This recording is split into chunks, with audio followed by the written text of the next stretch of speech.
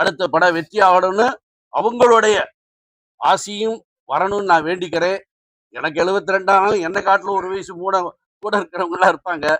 அதே மாதிரி power star சீனிவாசன்லாம் நானும் அவரும் கிளாஸ்மேட்டா போயிட்டோம் கடைசியில.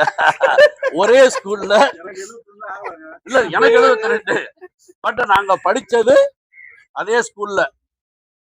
அந்த ஒரே ஸ்கூலுங்கிறதுனால அந்த ஒரு சந்தோஷம் இருக்கும்ல, பழைய நினைவுகள்லாம் வரும்ல, அது மாதிரி.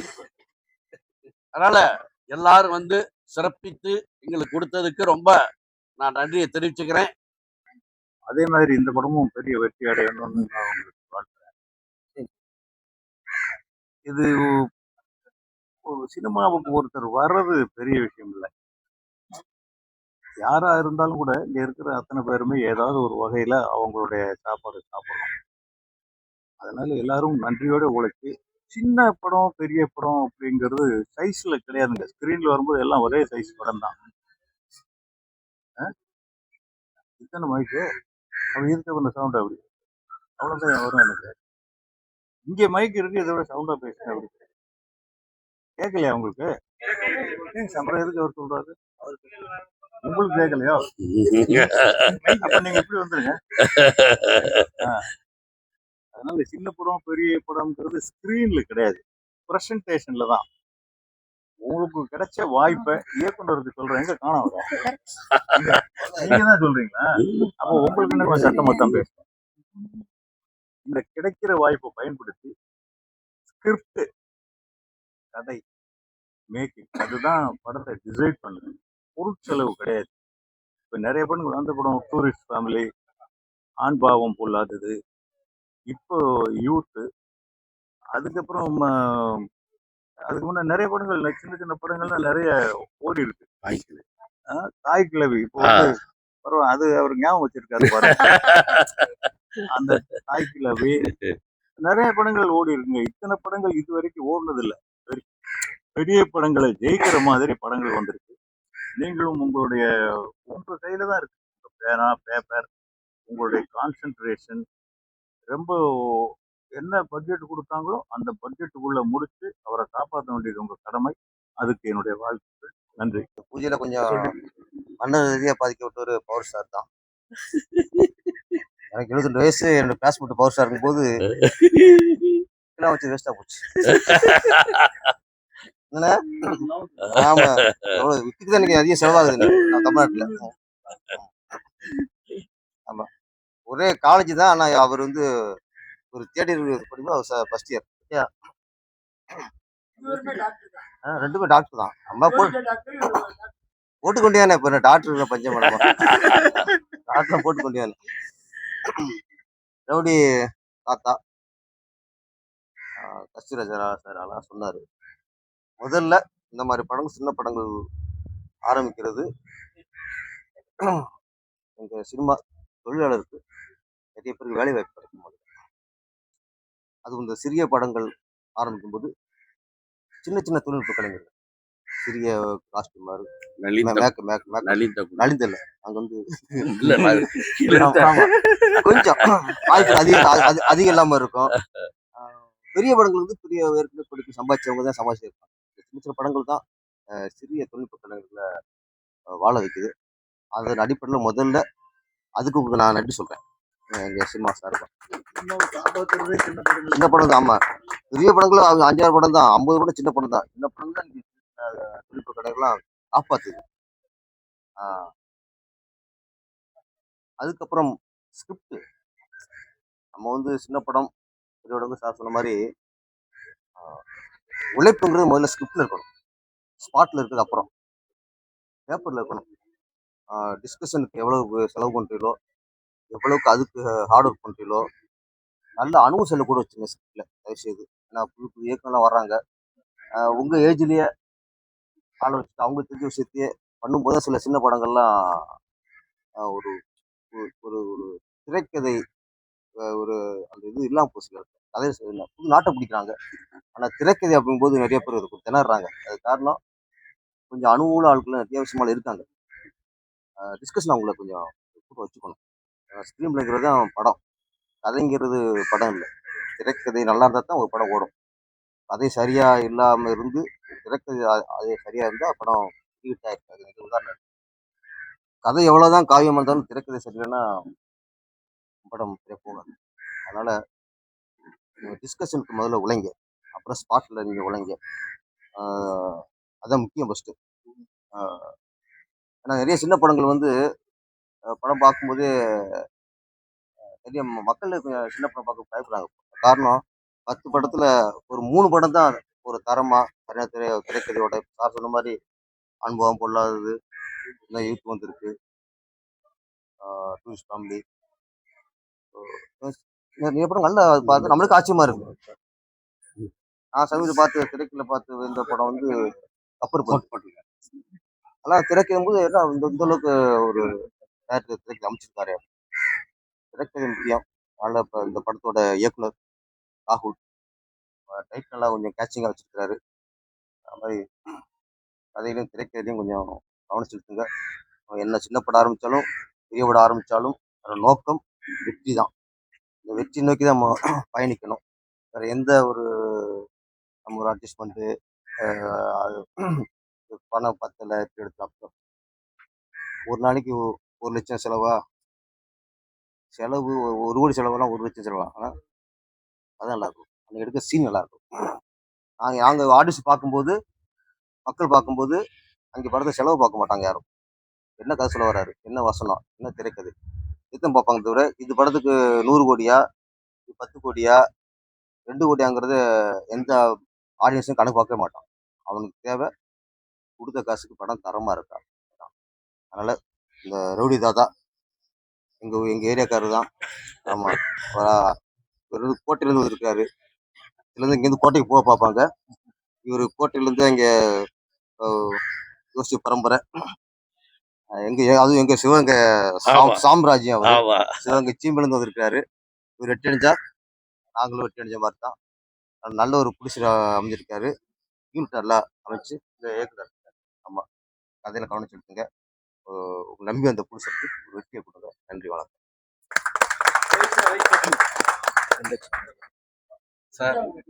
ரெவடி தாத்தா ரெவடி தாத்தான்னு பேர் வச்சதுக்கு பதிலா பேசாம அரமணை தாத்தான்னு வச்சிருக்கலாம்.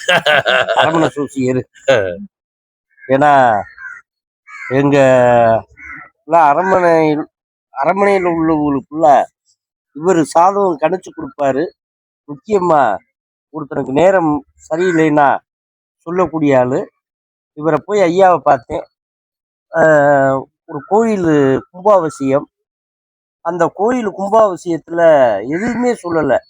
கருப்பு வந்துட்டீங்களா அப்படின்னு பேசிட்டு 25 மூடு அரிசியை வாங்கி கொடுத்துறேன், தண்ணி பாட்டில் எவ்வளவு வேணும் அப்படின்னு கேட்டாரு. நீங்க பார்த்து சோசியரே சொல்லுங்க அப்படின்னு சொன்னேன். ஏன்னா சிவகங்கையில வந்து புள்ளவேல் காளி கோயில் ரொம்ப பவரான தெய்வம். புள்ள இல்லைன்னா அங்க போய் ஒரு புள்ள தொட்டி வாங்கி நேர்த்திக்கடல்ல கட்டினோம்னாலே குழந்தை உண்டாயிரும். அப்படிப்பட்ட பவரான தெய்வம். அதை கொடுத்தவர். அப்புறம் அரமண சூசியரை பத்தி சொல்லணும்னா திருக்கஷ்டூர், அதுவும் ராஜா கோயில்தே, ராணியம்மா கோயில்தே. கும்பாபிஷேகத்துக்கு எல்லாமே உதவி பண்றவர் அவர் தான். இது மட்டும் இல்ல, நிறைய ஏழைகளுக்கு நிறைய உதவி பண்ணிட்டு இருக்கிறார். இந்த படம் பெரிய வெற்றி வரணும். நம்ம அண்ணே மீனாட்சிதே ஐயாவை அறிமுகப்படுத்தினது. அப்போலா முருகன், 2வது மதுரை செல்வண்ணே, கஸ்தூராஜ் அப்பா. ஏற்கனவே பேரரசு சித்தப்பா போயிட்டாரு. அப்புறம் என் தம்பி மதவெட்டி ஜெமீன் தம்பி கூலு சுரேஷ். நல்ல மதவெட்டி மது தண்ணி குடிக்கிறவன். மது தண்ணினா உங்களுக்கு இன்னும் எதுவும் தெரியல. அப்படி உலகம் ஆயிடுச்சு நம்ம தமிழ்நாடு. மது தண்ணினா இன்னைக்கு மக்களுக்கு அது தெரியாம போச்சு. கம்மாயில கிடக்குற தண்ணிய மண்பானையில தூக்கிட்டு வந்து தேத்தாங்கொட்டை போட்டு தேத்தி குடிப்பாங்க. அதுதே நம்மளுக்கு கிட்னி ப்ராப்ளம் வராது, நெஞ்சடைப்பு வராது, எதுவுமே வராது. அந்த மதுவிலே இல்லாம போச்சு. அந்த குளத்துல இருந்த தம்பிதே தம்பி வந்து ரொம்ப நாளா தெரியும். 2வது பாவம் வரும்போது புரட்சி படைகளோட வந்துகிட்டு இருந்தாப்புல. எனக்கு கொஞ்சம் பயமாயிடுச்சு. சரி தம்பி, படத்தை பத்தி பேசுப்பா, வேற எதையும் பத்தி பேசுறாத. இப்பத்தே சோவியர் வந்து படம் பண்றாரு. இல்ல ஏற்கனவே இவங்க பூரா பொலிட்டிக்கலை கேட்டு கேட்டு என்ன துவைச்சு எடுத்துட்டாங்க. போன அஸ்ட்ரேலியானால இவங்க அனைவருமே பொலிட்டிக்கலை நிறைய கேட்டு அட்டாக் பண்ணாங்க. நானும் கரெக்டா பேசினேன். இப்ப அவங்க என்ன கேட்டாலுமே நான் சொல்லுவேன், அன்னைக்குமே சொல்லிங்க, நான் சலிக்காம பேசிக்கிட்டே இருக்கிறவன், எதை பத்தியும் கவலைப்பட மாட்டேன். ரெவிடி தாத்தாவை கைதி தாத்தாவா ஆக்கிறாரு. பாவம், நிறைய படம் எடுக்கணும், நிறைய நான் உழைக்கணும். எல்லாத்துக்கும் நன்றி. எல்லாருக்கும் வணக்கம். இந்த ரவுடி தாத்தா பட பூஜையில நம்ம எல்லாரும் கலந்துருக்கோம்.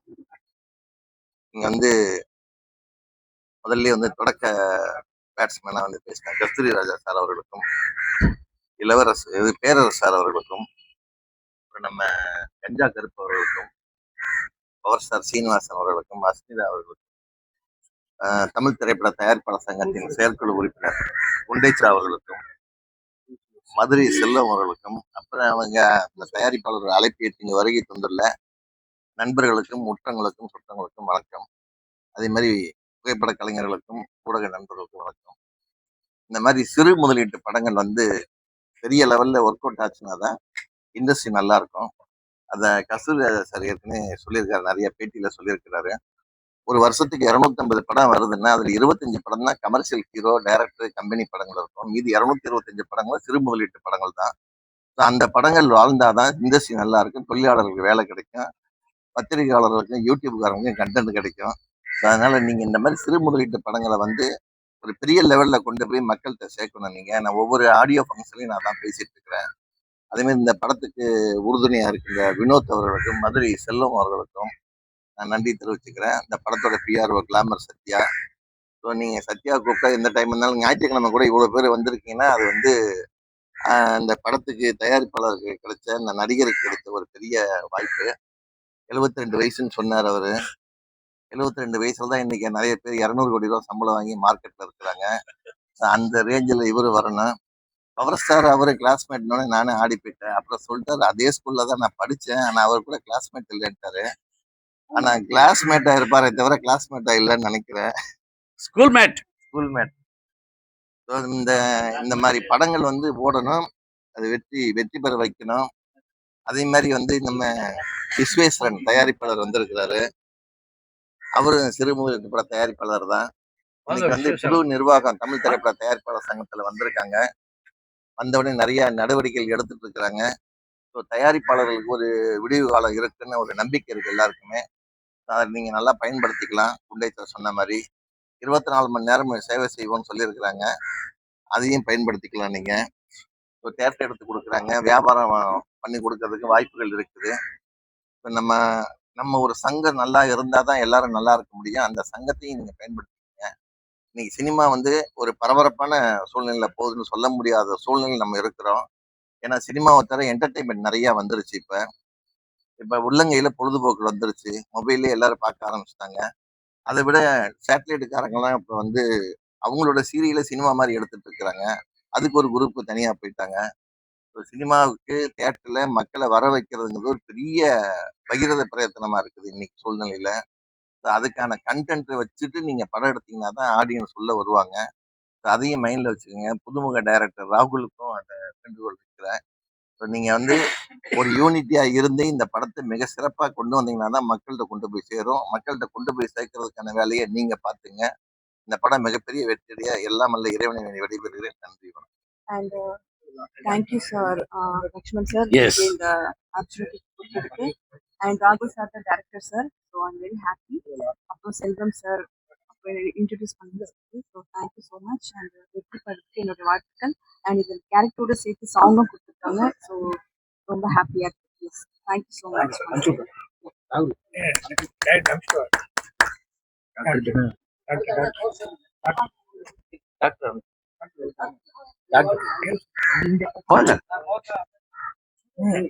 பத்திரிகை சொல் அனைவருக்கும் எனது காலை நேர வணக்கம். அதாவது கல்யாணத்துக்கு மாப்பிள்ளை வர மிஸ் ஆனா புது மாப்பிள்ளையை தேர்ந்தெடுத்த மாதிரி தான் நேற்று நடக்கக்கூடிய பூஜை ஒரு படமா இருந்தது. ஆனா அந்த தயாரிப்பாளர் கொஞ்சம் லேட் பண்ணதுனால எப்பயுமே வினோத்துக்கு வந்து 8வது அறிவு வேலை செய்யும். உடனடியா ஐயாவை வந்து ஆஸ்ட்ரோ இல்லைன்னா உடனே தயாரிப்பாளர் ஆக்கி ஒரு கதை கேட்டாரு. உடனே சொல்லிடுவோம் அதனால என்ன இருக்குப்பா கதைன்னு. ரவுடி தாத்தாங்கிறது என்னன்னு கேட்டீங்கன்னா இது ஒரு உண்மை சம்பவம். மதுரை மேலமாசி வீதியில நல்ல கண்ணு சேருவார்னு ஒருத்தர், ஒரு பெரிய டானு. அதே நேரத்தில் அவர் ஆன்மீகம் இதுலலாம் வந்து நம்பர் 1 இருந்தவர். அவரோட கதை தான் இந்த கதை. அதை பேஸ் பண்ணி தான் இந்த கதை நேற்று ரெடி பண்ணி அதற்கான வேலைகள் ஆரம்பித்தோம். அப்பா வந்து வயது அதாவது 72ன்னு வயசு தான் 72. ஆனால் அவரோட செயல் எல்லாமே 22 கூட இருக்காது. அவ்வளோ பரபரப்பாக இருப்பார். நான் கூட தப்பி தவறி நடப்பேன். ஐயா குடுக்குடுன்னு ஓடுவார். அந்த மாதிரி கதை. இந்த கதையை வந்து மிகச்சிறந்த கதை. அது வந்து படம் முடிஞ்சதுக்கப்புறம் இதே பத்திரிகையாளர் எல்லாருக்குமே போட்டு காட்டுவோம். செல்வன் சொல்றது உண்மை. வடக்கு மாசி நல்ல கண்ணு சேர்வ அவர் பெரிய தாதா. ஒரு ஒரு சம்பவத்துல செல்வத்துக்கு தெரியுதோ இல்லையோ, ஒரு சின்ன பிரச்சனைக்கு ஒரு நாயுடு அவர் வந்து என்கிட்ட வந்து கேட்குறாரு, இந்த மாதிரி வாடகை இது ஒத்தி பத்திரம் கொடுத்தேன், என்னைய காலி பண்ண சொல்லிட்டாங்க, ஆனால் காசு கொடுக்க மாட்டேங்கிறாங்க அப்படின்னாங்க. ஏற்கனவே நல்ல கண்ணு சேர்வையும் எங்கள் அப்பாவும் குஸ்தியில் ரொம்ப க்ளோஸு. அதனால அந்த கட்ட பஞ்சாயத்து விஷயத்துல அவர்கிட்ட போய் ஒரு வார்த்தை சொன்னோம்.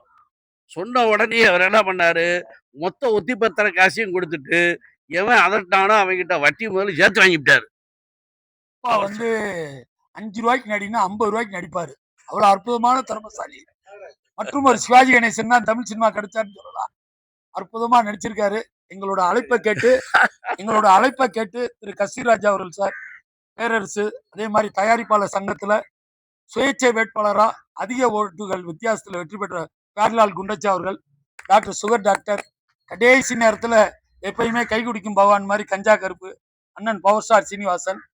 அதே மாதிரி ஒரு பரபரப்பு இருக்கணும்னா கூலாவே இருக்கணும்பாங்க. அந்த கூல் சுரேஷ் இன்னைக்கு வந்திருக்காரு. உங்களுக்கான தீனியை அவர் கொடுப்பாரு. எங்களால முடிஞ்சு சொல்லிட்டோம். இந்த படம் ரவுடி தாத்தா மாபெரும் வெற்றி அடையும். அதே நேரத்தில் கடைசி நேரத்தில் ஹீரோயின் அஸ்மிதா வந்து கேட்ட உடனே ஒத்துக்கிட்டாங்க. இந்த படத்துல கதையின் நாயகிங்கிறது அவங்க தான். மெயின் வந்து தாத்தா தான். 72 வயசு தாத்தா. இவர் பண்ற அட்டூழியம் தான் படமே. எல்லோருக்கும் வணக்கம். இந்த காலை இனிய வேளையில் உங்களை எல்லாம் சந்திப்பதில் ரொம்ப சந்தோஷமா இருக்கு. ரவுடி தாத்தாங்கிற திரைப்பட பூஜையில நான் கலந்துக்கிறேன். அதுக்கும் மேலாக என்னை இந்த அளவுக்கு இப்படி இருக்கானா உயர வச்ச பத்திரிகையாளருக்கும் தொலைக்காட்சி நண்பர்களுக்கும் யூடியூப் சேனலுக்கும் என்றென்றும் நன்றி கடன்பட்டிருப்பேன். ஓடி ஓடி ஒளியிறியப்பா. இந்த படம் வெற்றி பெற இல்லாமல் இறைவனை வேண்டுகிறேன்.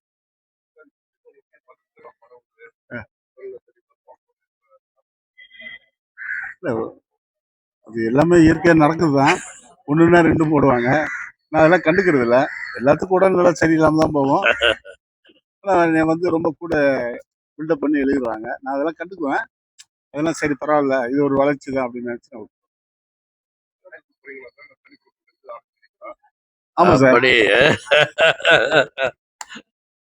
அதாவது எனக்கு போட்டி நடிகர் விஜய் தான்.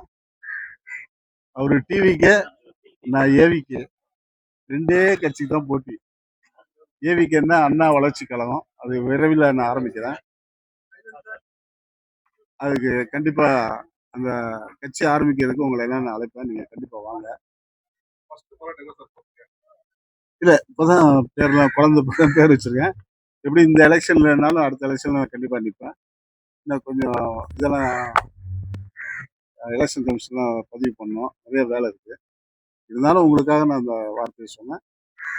அதனால நடிகர் விஜய்க்கும் பவர் ஸ்டாருக்கும் தான் போட்டி. இல்லை இனிமேல் தான் எல்லாமே யோசிக்கணும். யோசிச்சு எல்லாம் செய்யணும். கண்டிப்பா என்னுடைய ஆதரவு எல்லாமே டிஎம்கே தான். அடுத்த முதல்வரும் அவரு தான்.